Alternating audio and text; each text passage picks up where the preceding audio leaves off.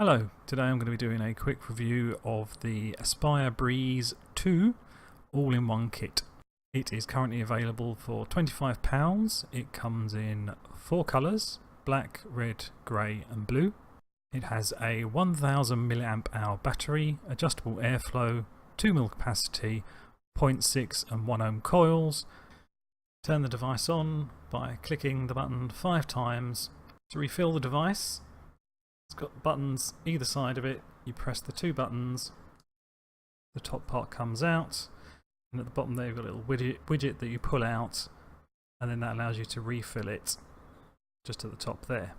Comes with a little cap on the top, which is quite handy, just for stopping stuff getting in the way and getting into your drip tip there. Now, I have had one major problem with this.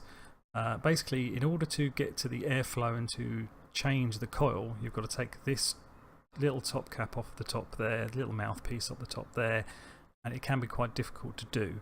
Now, what I did do is at one point when I was trying to pull that top cap off, what happened was this part here, you see where the little seal around there, that's like the coil pod there, and then that's the little seal around it. That is just held in by it being press fit together. So that being the case, if you pull, and that is directly connected to that part, so if you pull that off and it doesn't come off of the top of the coil, what will happen is that will pull that whole housing out of there, and the case basically just falls into its component parts and dumps whatever juice or anything there is in there all over whatever you've got. Now, I may well be an isolated case on this, as I haven't heard anybody else saying they have had that problem, but I just thought it's something that you should be aware of. Right, so I'll go through the pros and cons. Basically, the reason I bought this was I was going away for a few days and I wanted a pod system for travelling. So when I was going through the airport, when I was at the pool, at the beach, sitting at the bar in the evening, I wanted something that I could use, take out, put in a pocket. Didn't have to worry about it. Didn't worry about it getting damaged or anything like that. And this device worked really well as that. The biggest pro about this is that this is a good, tight mouth to lung drawer. This is the best closed system that I've seen or that I've tried or used that actually you can get it dialed right down to a good, tight mouth to lung. And that is fantastic. It's compact, it's very light, it's perfect for putting in like your short pockets in your shirt, little shirt pocket. No problem, isn't going to weigh your pocket down. Fantastic for that.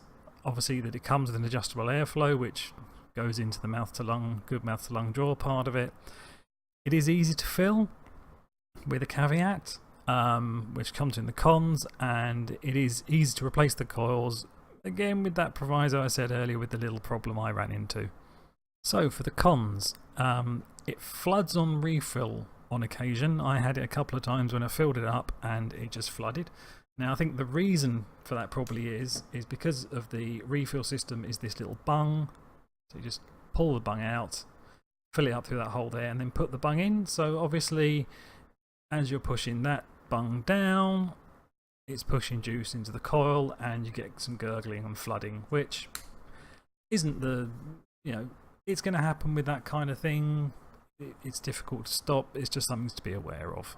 Another sort of a con, I suppose, is obviously it comes with the 2 coils of a 6 ohm coil and a 1 ohm coil.